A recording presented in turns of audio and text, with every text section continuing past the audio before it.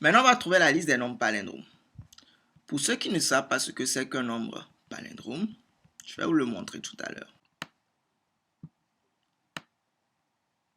11 est un nombre palindrome.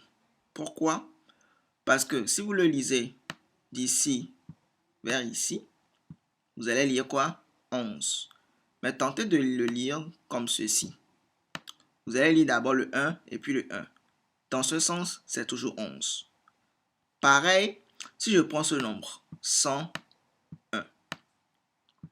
Si je le lis comme ceci, je lis 101. Si je le lis comme ceci, je lis 101. Si je le lis comme ceci, je lis 101. Toujours 101. 101 est un nombre palindrome. Donc, un nombre palindrome, c'est un nombre qui se lit de la même manière de gauche vers la droite, comme de droite vers la gauche.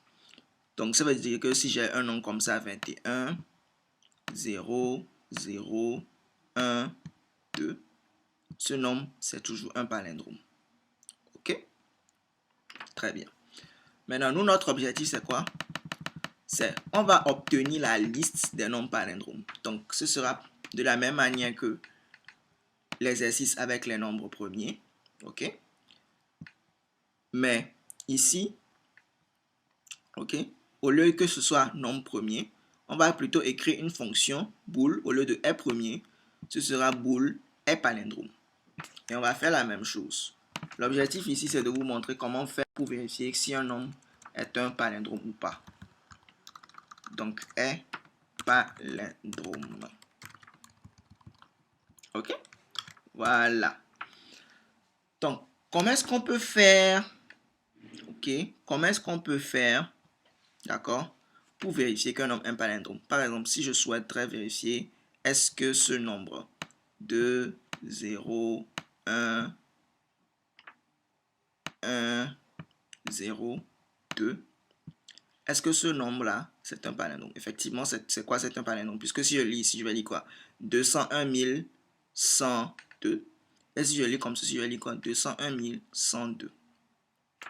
Comment est-ce que je vais faire? Moi, je vois un tableau.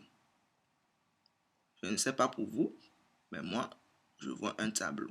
Donc, si je devais résoudre ce problème, la manière la plus simple, ou bien la première méthode à laquelle je vais peut-être penser, c'est obtenir, c'est-à-dire d'une certaine manière, je voudrais pouvoir obtenir ce nombre sous forme de tableau comme ceci.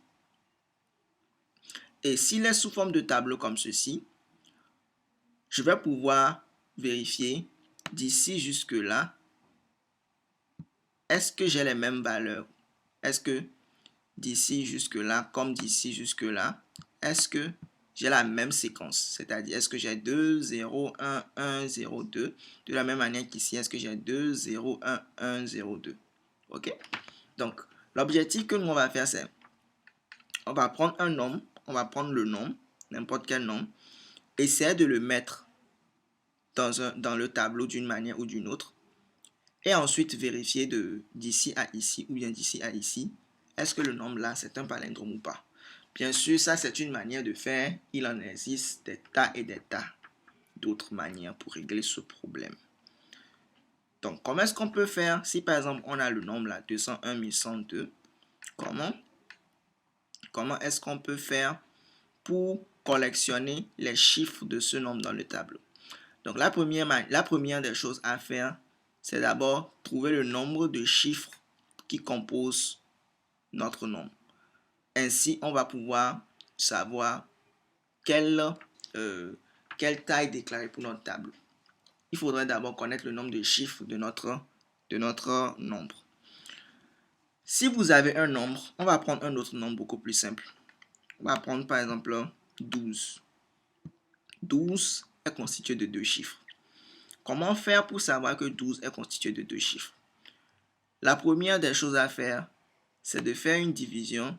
Ce qu'il faut faire en fait, c'est faire une division entière de 12 par 10. La réponse, c'est 1. Ensuite, faire une division entière de 1 par 10. La réponse, c'est quoi? C'est 0. Division entière. La réponse est 0. Maintenant, vous allez voir que jusqu'à ce que l'on obtienne ce 0, on a divisé combien de fois? On a divisé 2 fois. On a divisé par 10 2 fois. Le nombre de fois qu'on a divisé par 10 jusqu'à ce qu'on obtienne le 0, c'est ça votre nombre de chiffres. Impressionnant, n'est-ce pas? Pourquoi pas, je vais essayer de faire ceci avec un autre nombre. Pourquoi pas, on va faire ceci avec notre nombre là. Notre 2, 101, 102. Si je divise d'abord par 10 une première fois, division entière, le résultat c'est quoi? Ce sera 2, 0, 1, 1 et puis 0. Ok? Si je divise encore par 10, ok, la deuxième fois, j'obtiendrai quoi? 2, 0, 1 et puis 1. Si je divise encore par 10, la troisième fois, la réponse c'est quoi? 201. Je vais diviser encore par 10. Ok. La réponse c'est 20.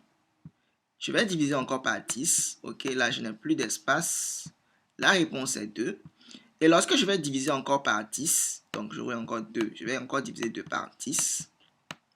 La réponse c'est quoi? C'est 0. Combien de fois a-t-on divisé par 10? Une fois, 2 fois, 3 fois, 4 fois, 5 fois, 6 fois. Combien y a-t-il de chiffres? 1, 2, 3, 4, 5, 6. C'est comme ça qu'on va faire pour trouver le nombre de chiffres. Ok. Ensuite, tout ce qu'on va faire pour collectionner les valeurs là dans notre tableau, pour pouvoir collectionner les valeurs dans notre tableau. Ok. Comment est-ce qu'on peut faire? Eh bien, ce sera très facile. Puisqu'on connaît la taille de notre tableau, pour collectionner les valeurs de notre tableau, on va faire quelque chose. On va faire toujours diviser par 10, mais ce qu'on va faire, c'est on va chercher à obtenir le reste. Le reste de cette division ici, c'est 2. Ok? Le reste de cette division ici, c'est 2. Mais ce 2-là, c'est en fait le 2 qui est ici. Donc, ce qu'on va faire, c'est mettre les chiffres en commençant par le dernier élément. Donc, lorsque je vais encore diviser ceci par 10, ok, le reste, ce sera 0. Et ce 0 correspond à ce 0 qui est ici, c'est le dernier chiffre. Donc, la prochaine fois, lorsqu'on va collectionner notre 0, on va le collectionner ici. Donc, le collectionnement des chiffres de notre nombre se fera dans ce sens-là. On va commencer du dernier, de la fin jusqu'au début. D'accord? Très bien. Donc, c'est comme ça qu'on va faire pour collectionner nos nombres. Donc, au fur et à mesure, on va collectionner le 0. On va faire encore la division. Donc, ici, ce sera 200. Donc, la réponse ici sera 201. 1. Lorsqu'on va encore faire diviser par 10, le reste, ce sera le 1. Donc, ce sera ce 1 là. Donc, c'est le 1 là, on va collectionner. Au fur et à mesure, on va collectionner. Et après, lorsqu'on aura notre tableau comme il faut, on va pouvoir vérifier si vraiment c'est un palindrome ou pas. N'est-ce pas? Très bien. C'est ce que l'on va faire. Donc, la première des choses, comme on l'a vu, c'est de trouver le nombre de chiffres de notre nombre. Donc, int, la réponse, on va supposer que c'est 0. OK? Donc, comme on l'a dit, tant que notre nombre A est différent de 0, OK? Tant que notre nombre est différent de 0, OK? On va d'abord vérifier si notre nombre A, c'est 0, alors le nombre de chiffres, c'est 1, tout simplement.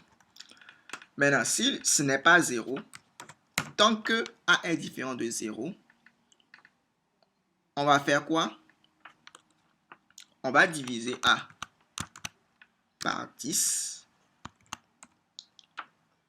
Et à faire, enfin, ça, j'espère que vous vous rappelez que ça veut dire que A reçoit A divisé par 10, division entière. On va faire ceci.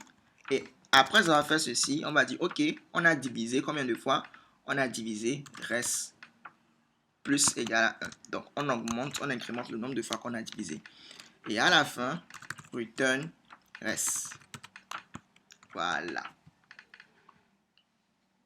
Donc là, avec ça, on aura obtenu le nombre de chiffres de notre nombre. Donc ici, je ne vais pas oublier de mettre le int a.